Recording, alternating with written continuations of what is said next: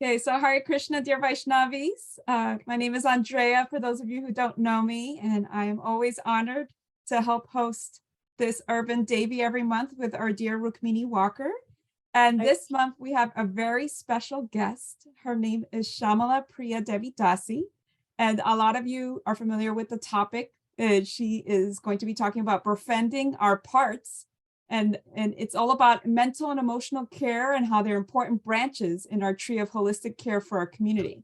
And Syamala Priya Devi Dasi is going to be exploring and practicing strategies to help us attune with our inner parts, with the goal of becoming more appreciative and receptive to our position as parts and parcels of Krishna. And just a little bit about Syamala Priya Devi Dasi, or Sarah Sheikh. She was introduced to Krishna consciousness in Washington, D.C. in 2010 through yoga classes with Hari Kirtan Das. And she feels very fortunate to be part of the Institute for Applied Spirituality, or IFAST, and the ISKCON of DC communities.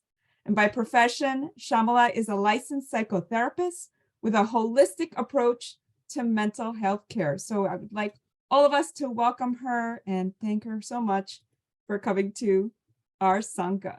So the floor is all yours. Thank you, Andrea. Thank you, Rukmini, so much for having me here. Of course, I've been a participant. I'm going to click this button that says unmute myself. Can everybody hear me? Yes, we can hear you. Yeah. Okay, good. Yeah. So yes, I've been a participant in Urban Devi for a while, for a long time. I probably as soon as you started at Rukmini, I was jumping in when I could. I'm excited to be here. I'm looking around the room and seeing some friends, which I'm very happy to see. And then I'm looking forward to getting to know new people. I want to just offer a prayer. I'll just say a prayer quietly. Namo Vishnu Padaya Krishna Prasthaya Bhutale Srimate Radhanath Swami Niti Namane. Namo Vishnu Padaya Krishna Prasthaya Bhutale Srimate Bhakti Vedanta Swami Jai Shri Krishna Chaitanya Prabhu Nityananda Shri Advaita Gadadhar Shri Vasari Gaura Bhakta Vrinda. Hare Krishna, Krishna Krishna, Hare Hare, Hare Rama, Rama Rama, Hare Hare.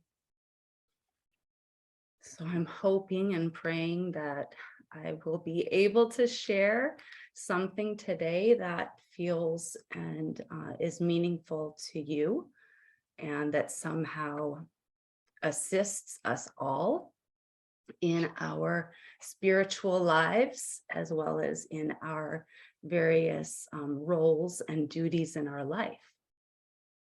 So why are we here today? What's happening?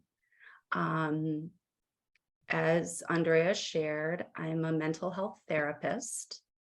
And so I am very much in the role of providing emotional and mental care outside of our Bhakti community, as well as inside of our Bhakti community. And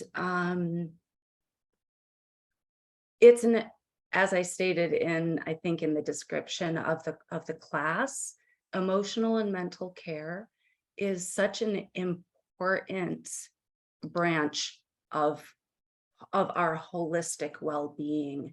Spiritual care is a big trunk on our tree of self-care.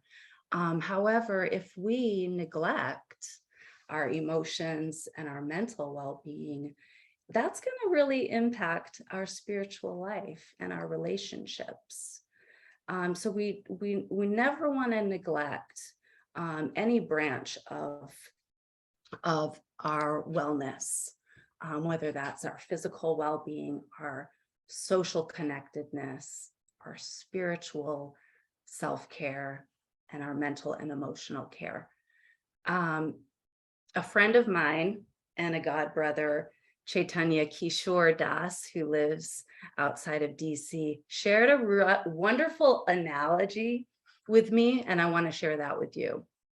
It's about wealth. So now I can't say this has really happened to me, but let's say, we come into a financial wealth. If we're being responsible financially, then when we come into that wealth, the first thing we might do is take care of all of our financial past problems. We might pay off our school debts. We might pay those old medical bills that have just been sitting in the collections office. We might pay back friends who, loaned us money. We might straighten out our finances so that our spending is really aligned with what our values are and what's important to us. We might even choose to give charitable donations because we have extra resources. We might put that back into our community. But really, we take care of the problems. We try to take care of the financial problems we have. And Chaitanya Kishore was so amazing because he gave the analogy of this wealth to the wealth we experience when we receive the mercy of coming into the association of devotees. And we start learning and connecting with Krishna consciousness. It is such a wealth, we really can't even understand it completely. It's such a blessing in our lives. However, when that happens, at first, right, we're going through this honeymoon phase where it's like, everything is great. All the devotees are amazing. I feel like I'm a pure devotee. I feel like, I'm going to go back to Godhead and I'm done with this material world. And then as we're really committed in our practice, we start to realize how little we know and how much progress we have to make. And sometimes, though, we remember and we are exposed to the challenges that we're experiencing in our life. Maybe we're having difficulties in our relationships. Maybe we have difficulty doing service because we have strong emotions, or we get triggered easily in certain settings, or we're realizing that we're avoiding things that we don't completely understand why, but it's creating a barrier in our life. And we certainly know that in our worldly life, right? We find ourselves bumping into obstacles or barriers. And so I'm here today to share with all of you some strategies from the field of psychotherapy that can be helpful for us to go deeper into our Krishna consciousness and ultimately feel more comfortable within ourselves, with the different parts of ourselves, and recognize that as small parts and parcels of Krishna, we are extremely valuable.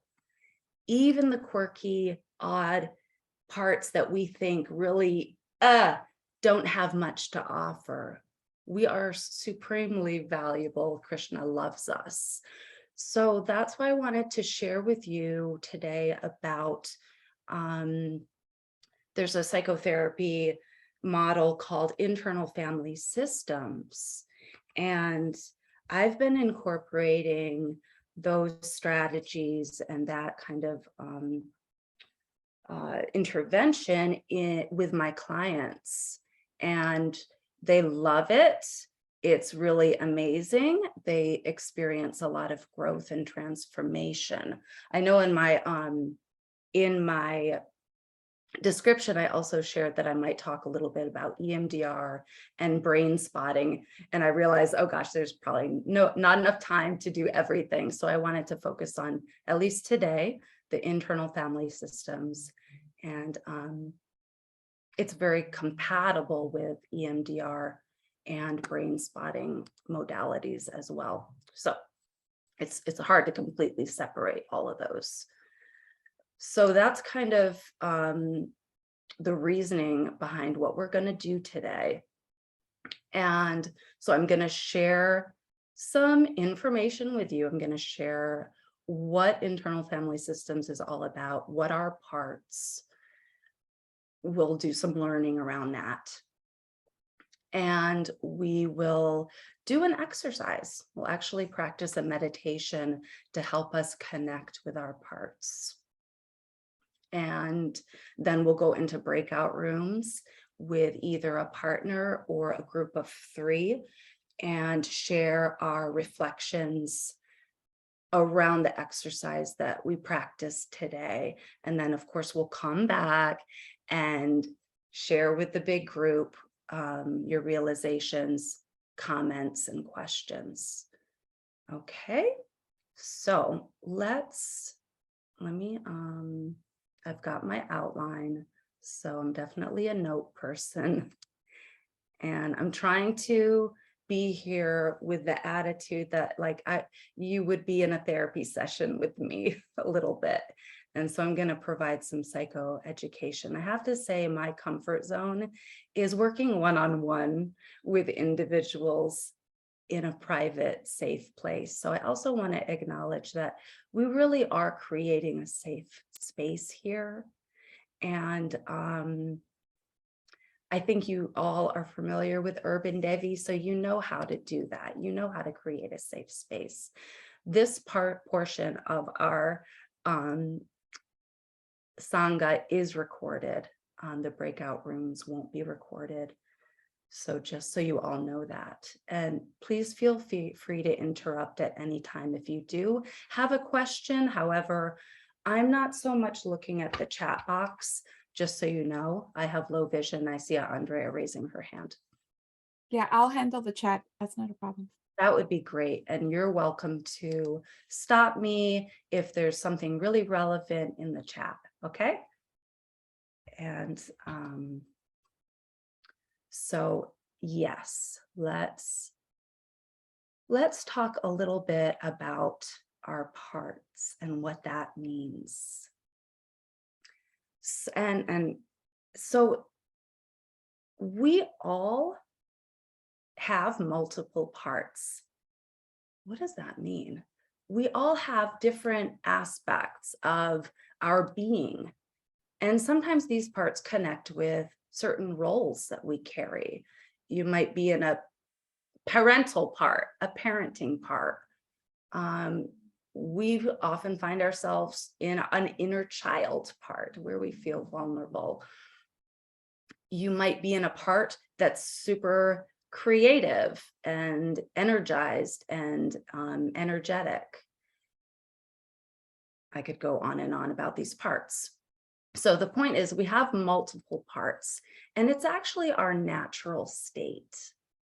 If we even think of Krishna and all of Krishna's pastimes, how often does he represent different moods and different parts of his personality? So we're just like that. We have parts in a smaller quantity, but our qualities have like a dose of that similarity. Each part is valuable, and there's no bad part, which could be surprising to hear, because there's a lot of parts of ourselves that we often don't like, and we'll be talking about that today. These different parts offer different resources to help us in our lives. And so with these parts, we also understand that the mind is multiple. And no, I'm not going to give everybody a diagnosis of multiple personality disorder, because this framework is actually like a pathologized way of understanding ourselves.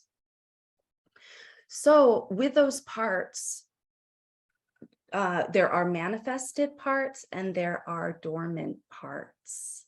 And I wonder if you all can even just, reflect that sometimes you're put into a new situation. And like, for example, I might have experienced that when I came into the devotee community, that these new parts that I didn't really know existed came out. They kind of manifested, they self-manifested. And some of them were really, really wonderful parts that had just been dormant, lost. Okay. And think about that. That's really our nature, right? As spirit souls, it's this concept that we can be covered over. And so those dormant self parts, spiritual parts, can grow and rise up.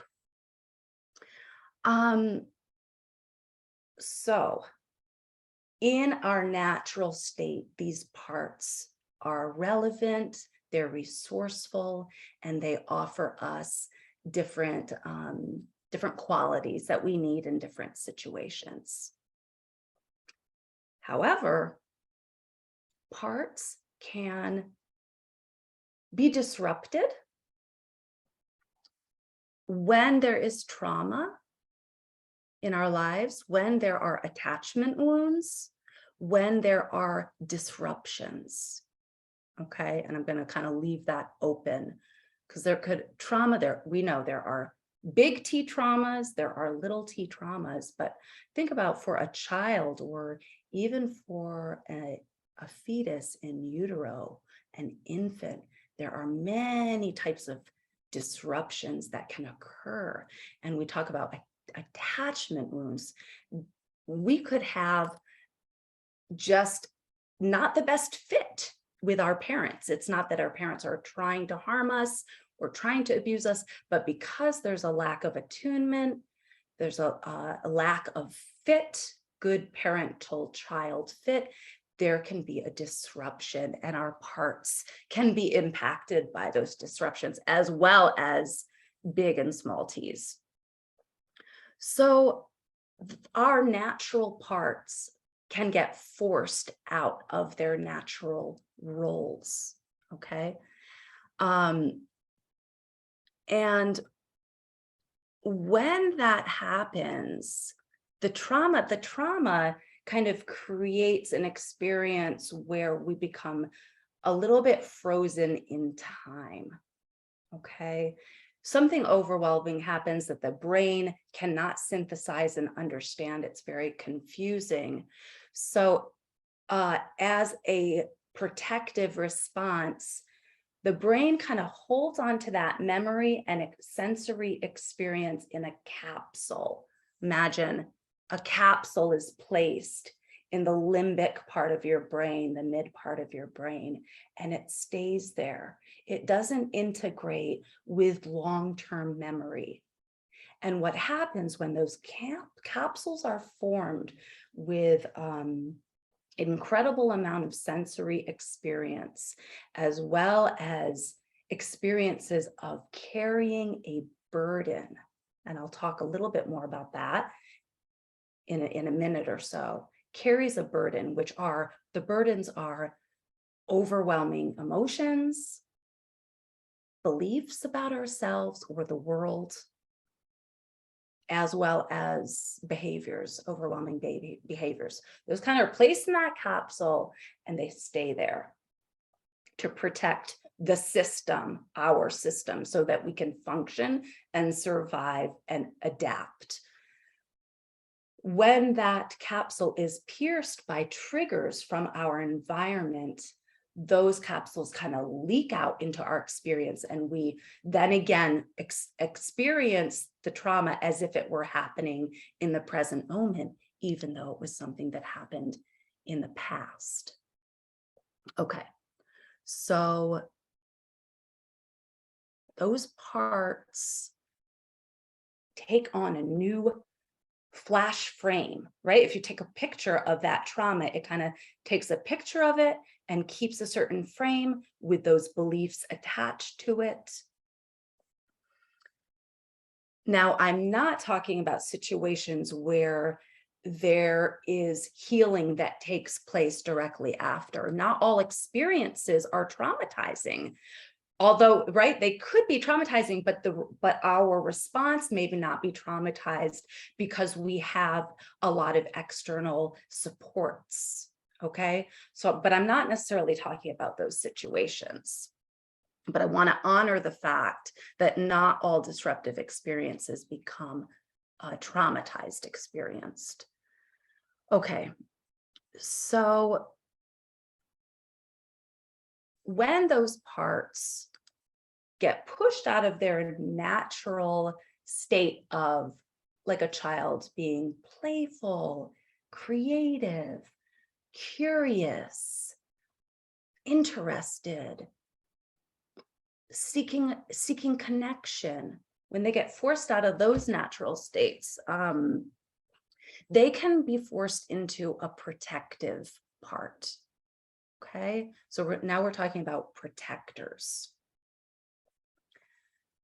Protectors originally are there as a part of us, to protect ourselves. It's when that naturally very valuable part gets forced into a protective role in order to protect them from a threat. Okay.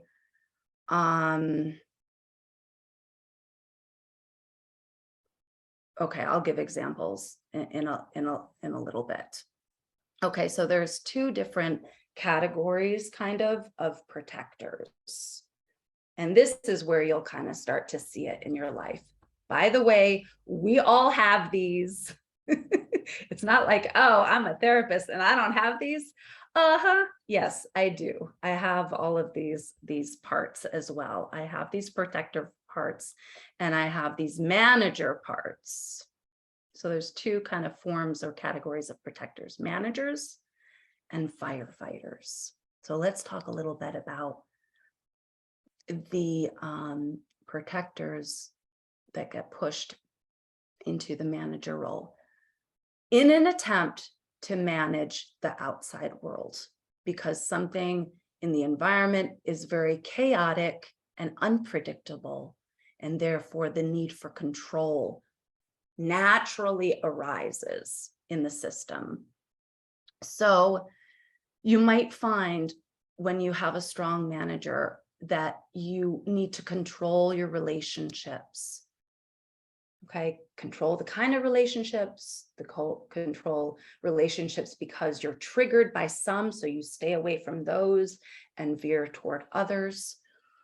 And so you don't get close enough to get hurt, because somehow you've learned, maybe from a childhood experience, that relationships aren't safe. Intimate relationships aren't safe. You might even try to control your appearance, the way you look, in order to counter a burden or a fear of rejection, right? A manager might also look like overperforming, constantly feeling like you're not doing enough, you've got to do it better to counterbalance that burden of worthlessness.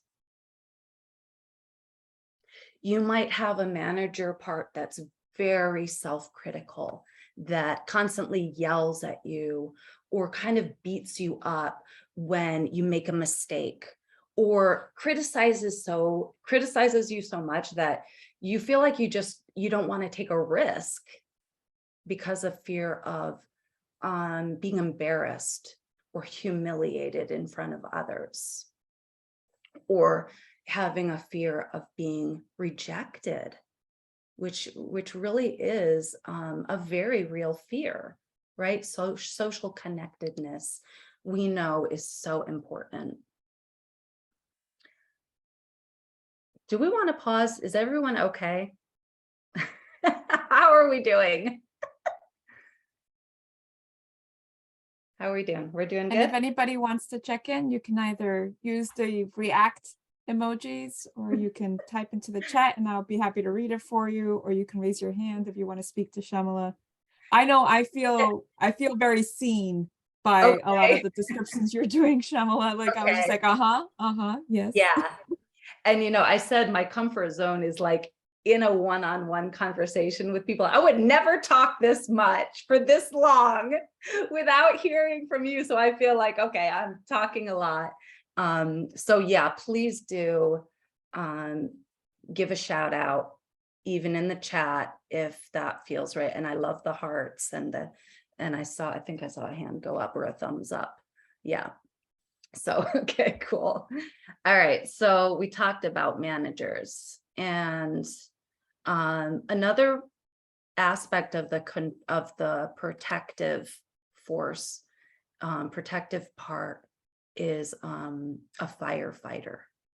So, okay, let's just say the protector's job is to keep us safe and to keep those hurt feelings exiled. Okay, so we have a part that's completely exiled. It's like in our inner basement or in our inner safe place that's got a lock and a bolt. Okay, I have one of those that's like, I'm going to be safe down here, right down here, right? So the role of the protector is to keep that capsule locked in so it doesn't leak out with ugly feelings, uncomfortable behaviors, embarrassing things, negative thoughts, negative beliefs, right? It wants to just put a cap on that. And so the protectors are always at work. They're always at work. They're working overtime. Okay. But the manager isn't always able to do 100% job. So even though the managers are working hard, we still get triggered at unexpected times, right? We're at a family gathering. We're on a spiritual retreat and we're triggered. And our amygdala is, flaming. So we can't think clearly anymore. And it's impossible to use the prefrontal cortex. And we're confused. We're so disappointed with ourselves because here we are and this is happening. And the firefighter sometimes needs to come out and kind of rescue the situation and get that exile back in its safe place, kept far away from anybody knowing that it has these hurts and pains, and really from ourselves, because we don't yet know that it's okay to witness and be present with that pain. So the firefighter deals with the big flashes of emotional pain and terror, and it really is an emergency. It's impulsive, and the response does not always care about casualties, okay, consequences. And sometimes this looks like cutting. It can look like substance use or abuse. It can look like OCD behaviors or compulsive shopping. It can look like withdrawing. It can look like completely shutting down. It can look like a lot of different things. It can look like running away and just kind of escaping a situation, feeling like you're escaping. So they're extreme, more extreme responses. So, all right. Everybody got that? Exiles. Let's talk a little bit more about exiles. Anything that I haven't shared that I missed.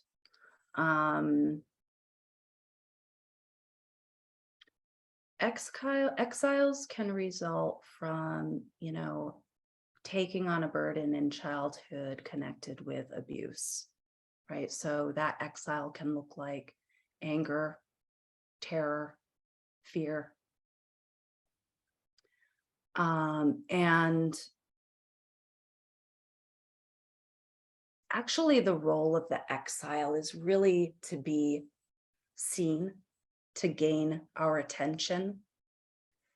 And the difficulty is that our culture has really imposed on us this belief that we should push those extreme emotions away, that we should, like CBT, for example, cognitive behavioral therapy, they're like, well, just change the negative thought, or just do the opposite, right? It's kind of like almost, but it's hard to do. It's hard to do when there isn't understanding. So the exile really needs understanding, really needs to be heard, really needs to be seen.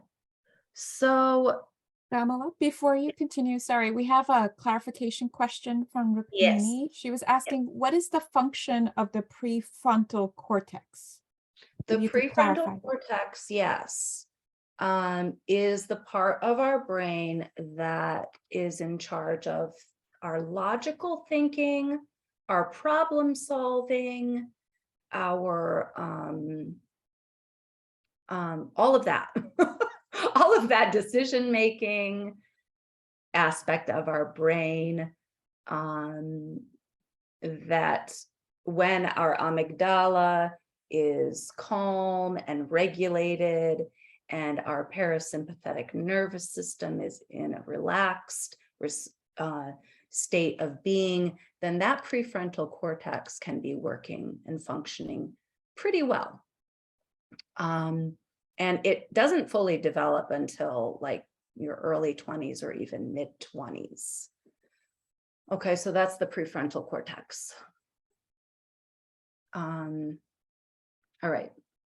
So, okay, so we were talking about the exiles. Let me see what I didn't say. Where was I? Okay, so About the exiles needing to be seen. yeah, they're needing to be seen, right? And that's, as far as healing goes, what kind of the founder of this modality of parts therapy and internal family systems, Richard Schwartz, he realized that you can't bypass your protectors in order to get to the exiles, those hurt parts, to heal those hurt parts, until you first understand and connect with your protectors and almost gain permission and collaboration with your protectors to access the exiles and start to heal and be present for those exiles. Does that make sense? So we can't just, this happens. I work with a client who is in recovery. So she has been in recovery for 2 years, is not drinking alcohol, is not smoking cigarettes, is not drinking coffee, all this stuff. And her exiles are like, just pouring out. And it's really scary because those exiles felt really, really scared. And she's been using substances her whole life to keep those exiles locked away because they were too much. So with her, it's kind of like, how are we going to develop new protectors really quick, right? And so we have to recognize that we have behaviors, we have habits that are there for a reason. They are to keep us safe. And we need to acknowledge their role and appreciate how hard they've worked to keep us safe.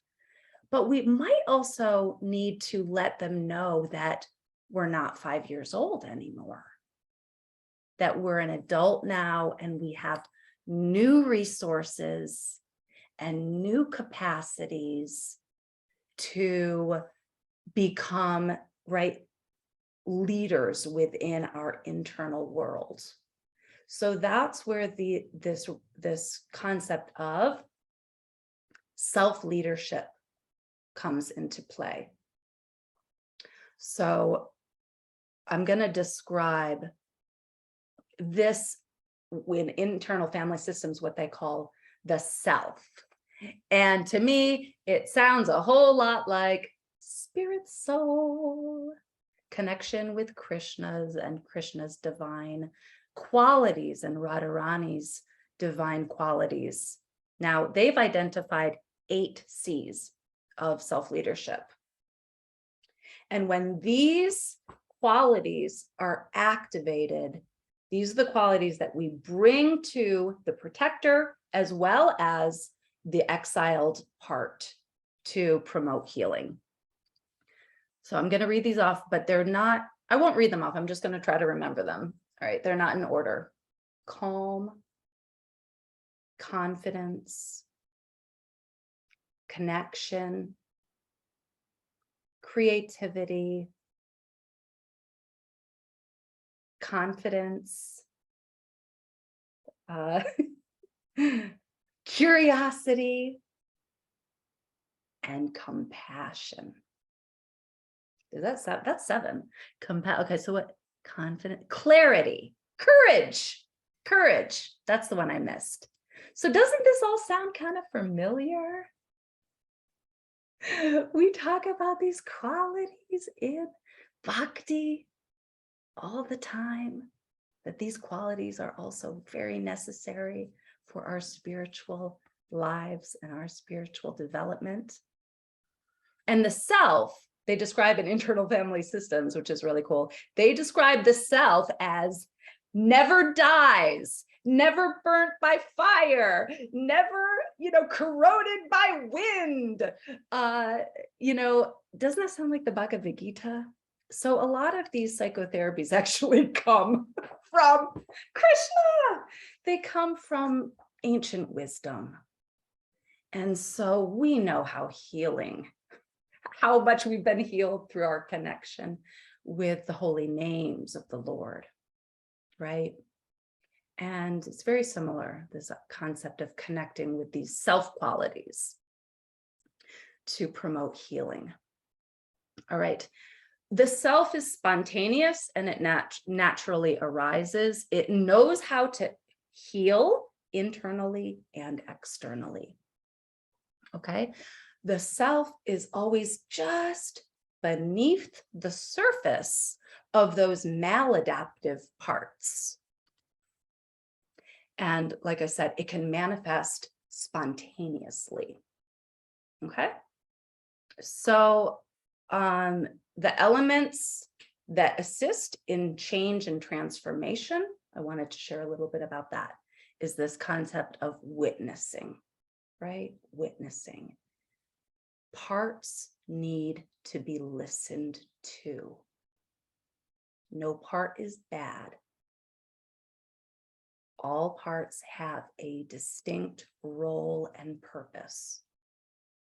Okay, we utilize the 8C qualities to get to know the parts that were forced into maladaptive roles versus feeling like we have to fight with them, we have to hate them, we have to beat them up, we have to judge them, we have to reject them, we have to lock them up in the basement, right? We have to become angry with them. So it's the opposite. Syamala, Yes. we have a question in the chat, and I'm not sure if it's something that you're going to answer maybe with the exercise. Okay. We have a question from Popey. She asked, the self knows how to heal internally and externally. Can you briefly speak on the process to heal? So if it's something you're going to address later, we can always do it for then, or if it's going to be part of the exercise. Yeah, and it's kind of like what I'm talking about now. It's this in therapy, in like brain spotting, in IFS, there's something called dual attunement. It's sometimes you can do this on your own, right? But if you have a therapist, there's a dual attunement. The client is practicing a focused mindfulness. So you're letting yourself drop into the limbic and reptilian parts of your brain, moving out of the prefrontal cortex to drop into those capsules while you're maintaining a focused awareness. You're witnessing what's coming up through your emotions, your thoughts, your beliefs, as well as the therapist who's present with you is creating a neurobiological link with you, a healthy attachment relationship, right? To help to co-regulate and to attune with you as you are attuning with yourself. So therapy is important because it's hard to go into and navigate these exiled parts and these protector parts by ourselves because they are big, they seem overwhelming, and sometimes they get blended. Blended meaning we think they are us.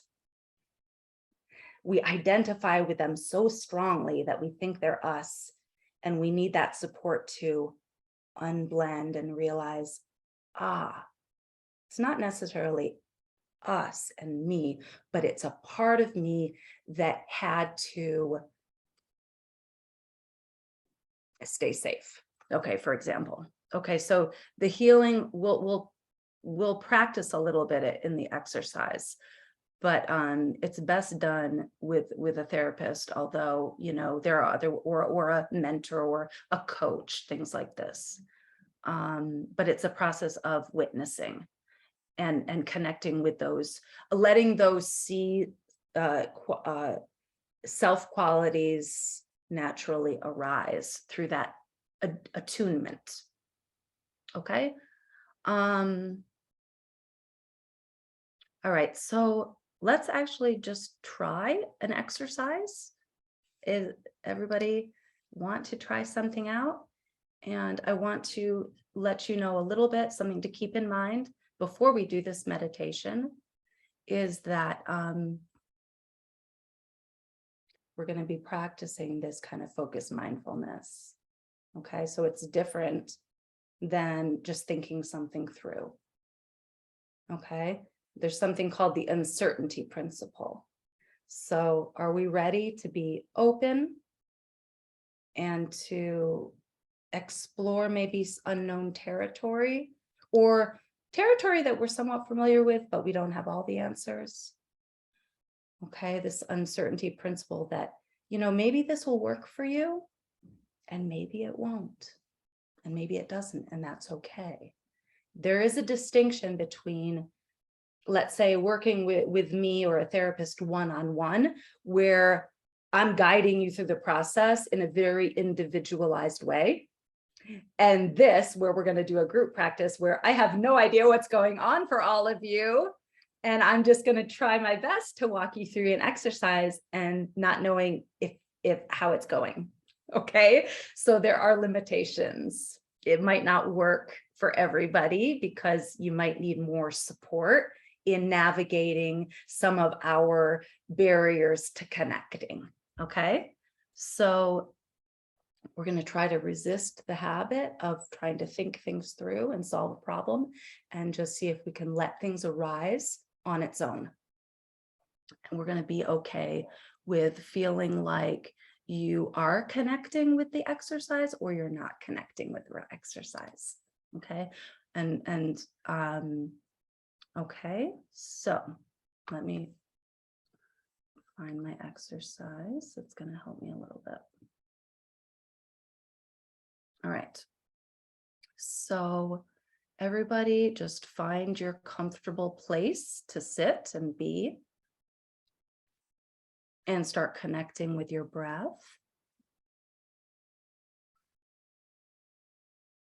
And start to bring awareness just to the senses in your body. Just notice how you're feeling in the moment. We're just kind of grounding and connecting.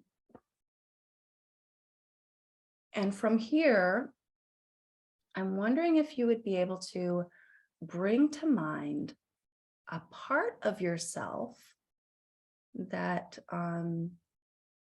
you're curious about, or a part that you might feel sometimes annoyed with, or frustrated with, or even afraid of at times.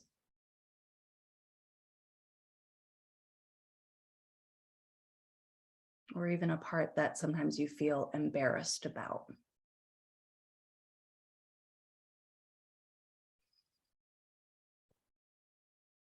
And when you have such a part in mind, maybe just raise your hand so I can get a sense of that, because it might take a little bit. It might take a few more seconds. Okay. Great. All right. So now let's focus on that part that you identified, part of yourself, and see if you can locate it somewhere in your body or around your body. Is there a felt sense to this part?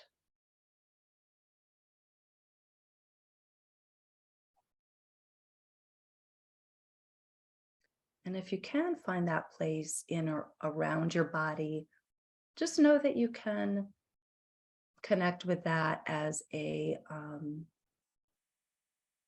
anchor point, as a kind of place that can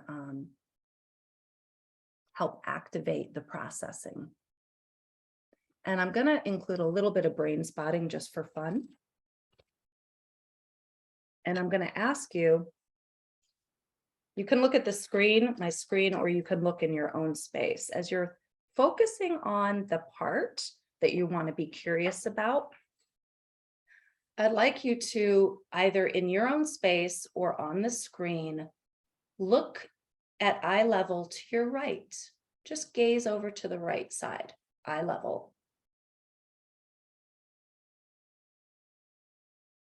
And just notice if one of the 3 gaze spots I show you helps activate your connection with that part. And to the center at eye level, here on the screen or in your own space. Just focusing on that part. Or over to your left side, eye level. You may or may not notice that one of these gaze spots helps activate your processing around this part through sensations in your body or emotions that come up. And I'm going to put this gaze spot down, and you're just going to find that spot in your own space or on the screen. And you're going to decide to pick one of those gaze spots to assist you with processing. Understanding that that gaze spot helps you link to that capsule in the part of the brain that contains information about this part.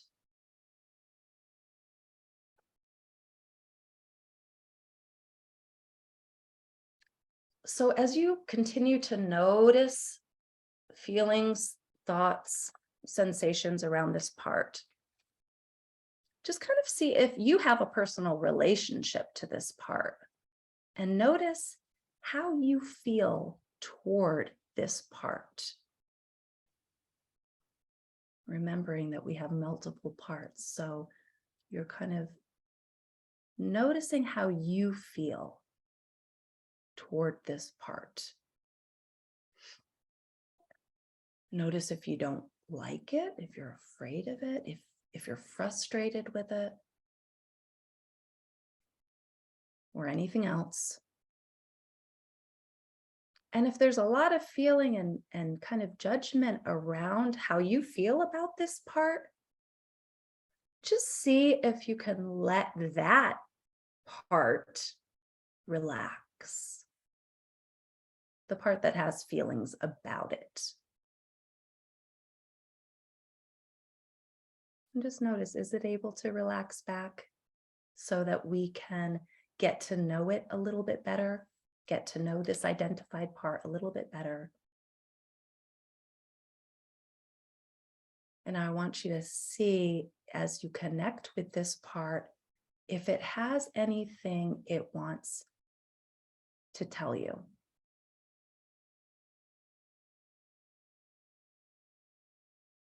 And again, it's not about thinking, it's about dropping down and just noticing if it wants to share anything with you. If you get to that curious place, you can just ask it what it wants you to know about itself, and just wait for an answer.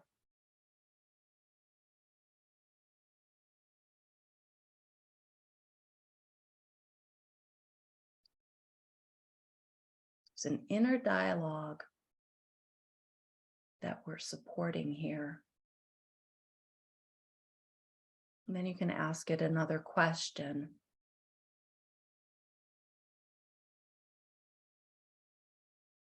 As you're kind of noticing what that part does,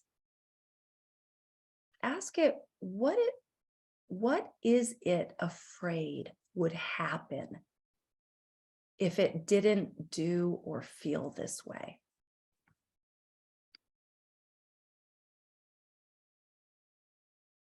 What is it afraid would happen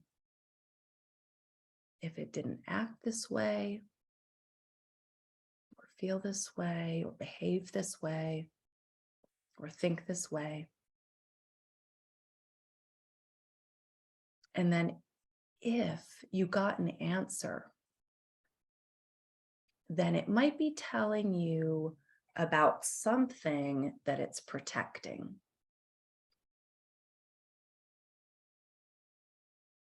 It might be telling you about what it's protecting.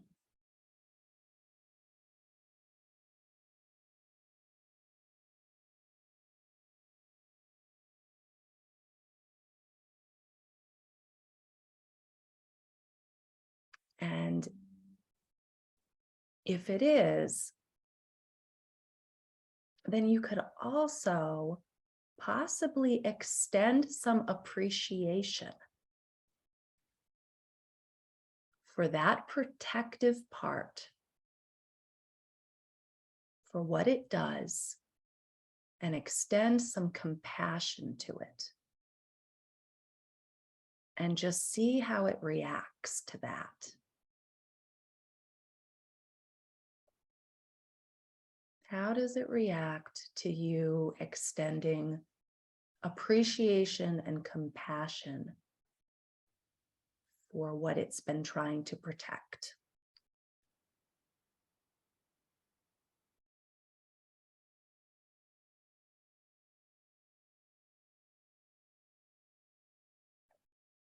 And you can also ask it, if you could heal or change what it protects, so it was freed of this responsibility, what would it like to do instead inside of you?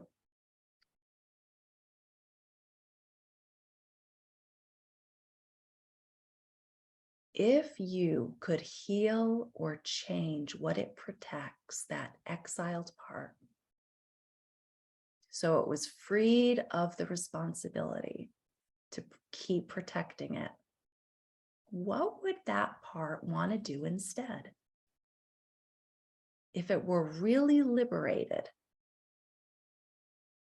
and just wait for an answer.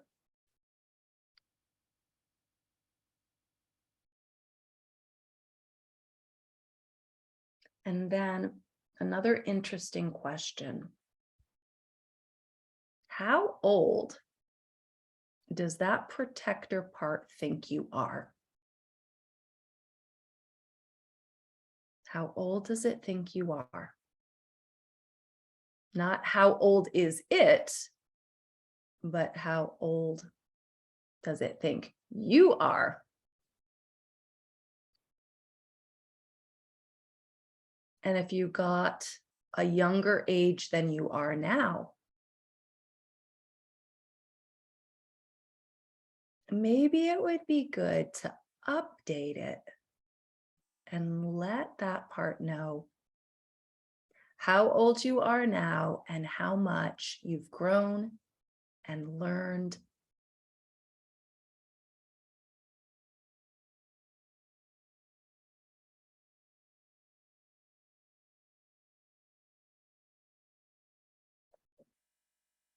Then thank it for letting you learn whatever you did as you bring your journey back to the present moment right here in our group.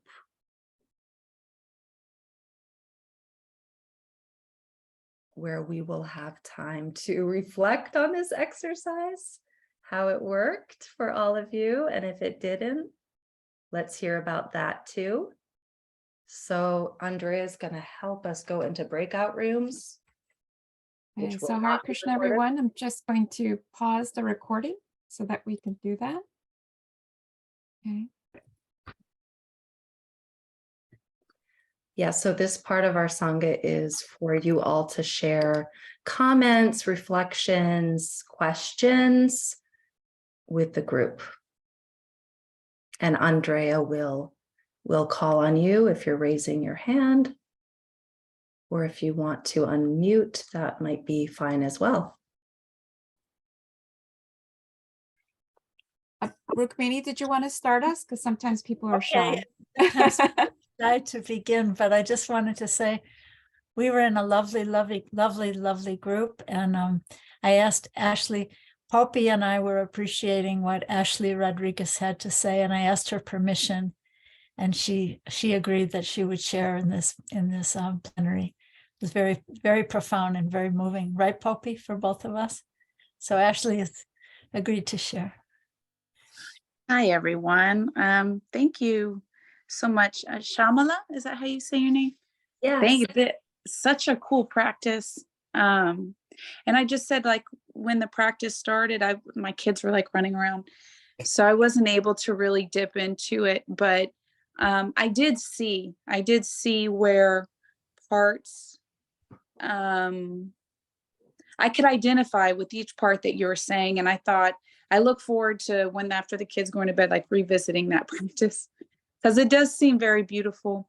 And what I shared with the group was, I think one of the questions was something in terms of the connecting to the spiritual. Is this helpful in our spiritual practice? You know, connecting to that exile.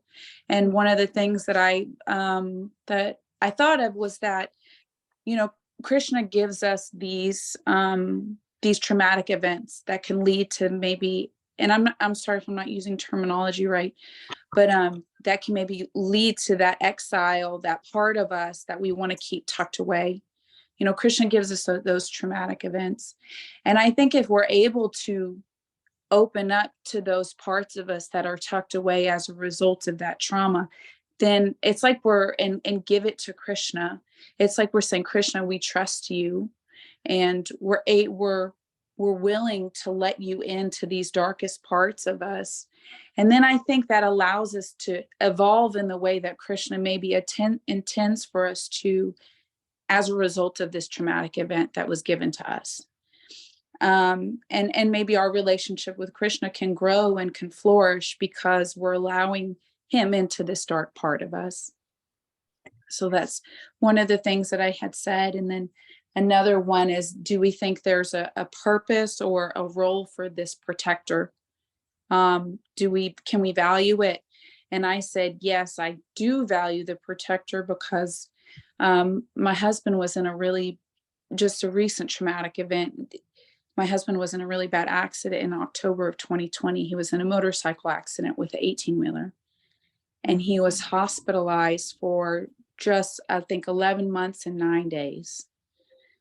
And at the time of the accident, we had a 3-year-old, an 18-month-old, and I was 2 months pregnant. So it was, every moment of that 11 months was very traumatic, to be perfectly honest. The things that you saw, the things that you heard, the hospital setting, the ICU, the trauma floor, him being bedridden for 6 months, couldn't even get out of a laying flat position. Then having the kids at home and running back and forth.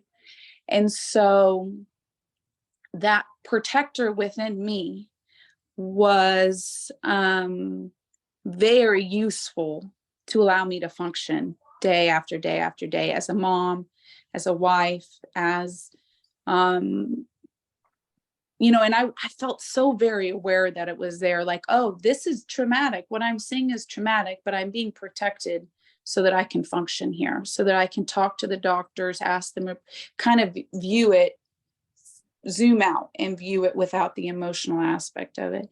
And so now, so I saw the role of it throughout that time, and I still see the role of it, because I know there's parts of me that are very, that are sad. And it's like, but I still have to function. So it's like, when the time is right, I can dip into that. I can visit that. I can feel that sadness. Sometimes the sadness arises on its own. And it's like, but I can see it for, like, I can heal on a moment by moment basis, and not like it has to all be right now, because I honestly, don't feel like I can. I need to be a mom. I need to be a wife. And then I still want to feel grateful. I still want to feel, the result of, like, where we are in life, it's the best case scenario for getting hit by an 18-wheeler, in my opinion.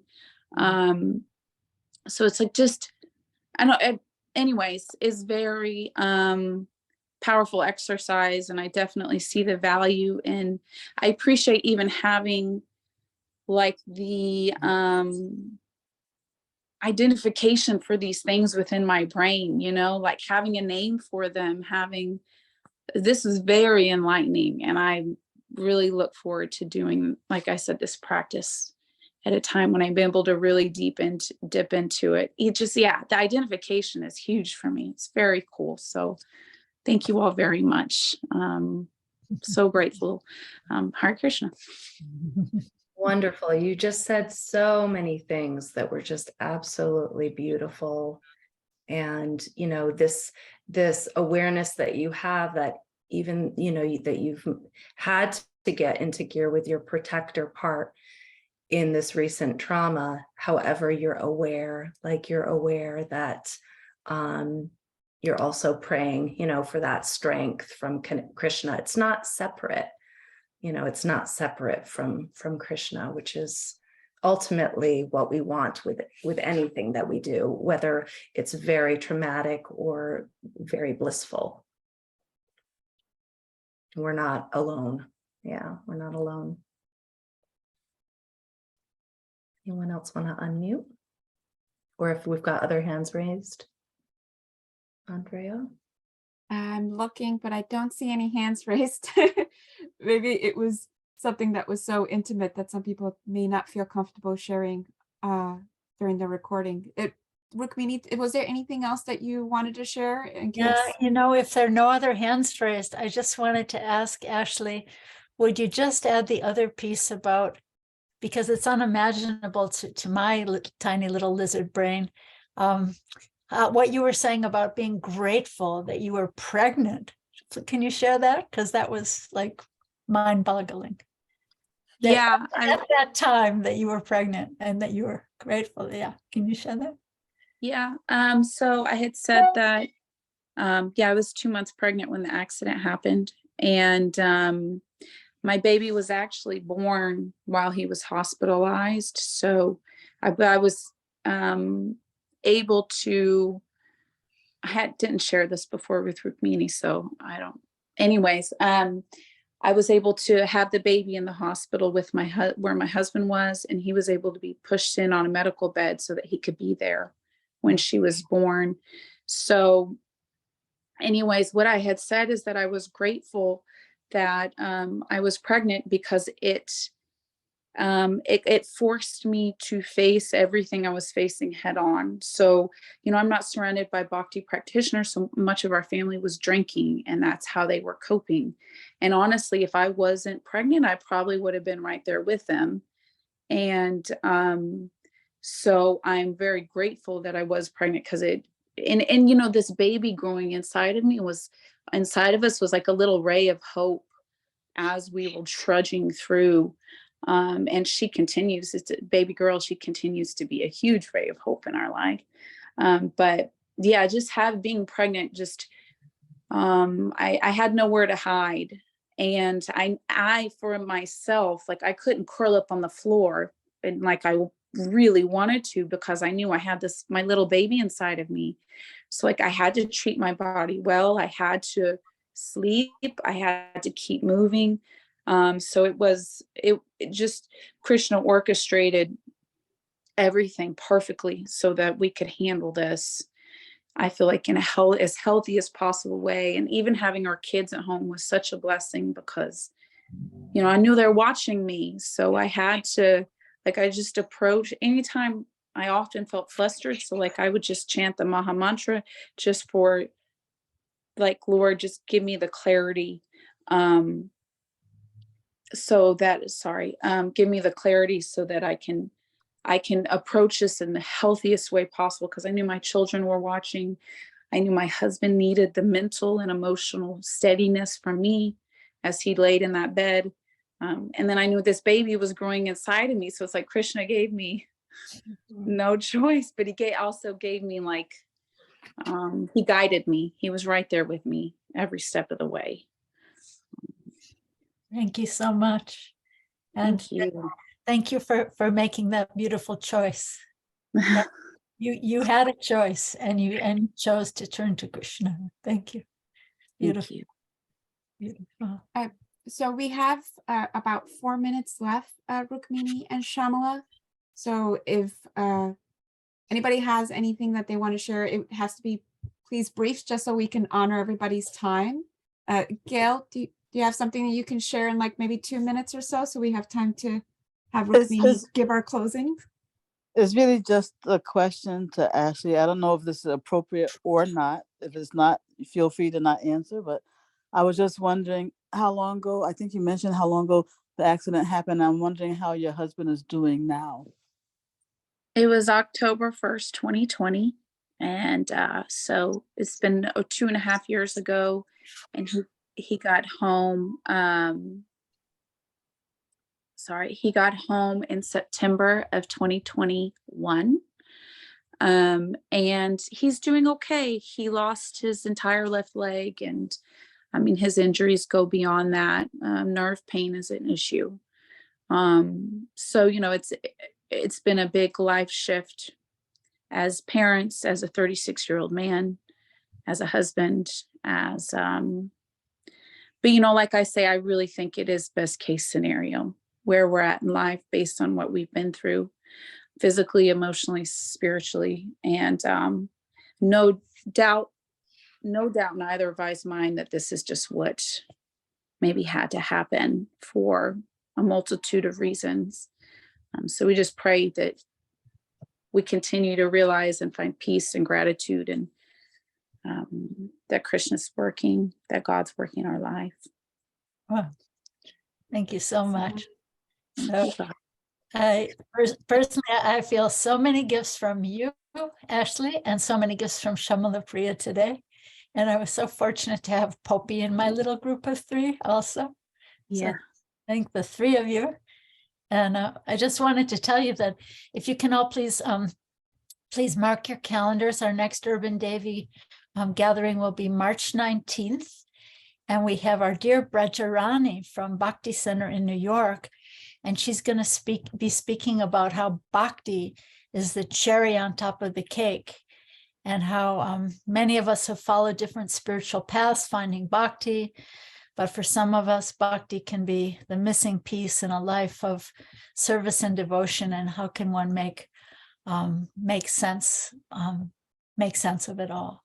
So she'll be speaking to us from that beautiful place. So thank you all for joining, and please join the Urban Devi WhatsApp group so you get all the reminders in your WhatsApp. Thank you all for being here. So happy to see all of you. Thank you for today. And Syamala Priya, we do have a quick question before we disconnect. Some of the Vaishnavis would like to know how they can connect with you directly after the Urban Devi. I can put my email and website in the chat, but it's also, you can find me at innerfoundationscounseling.com. Great. Yeah, if you put it in the chat, then I will make sure to share it in our WhatsApp group, if that's okay, Syamala Priya. Sure. Great.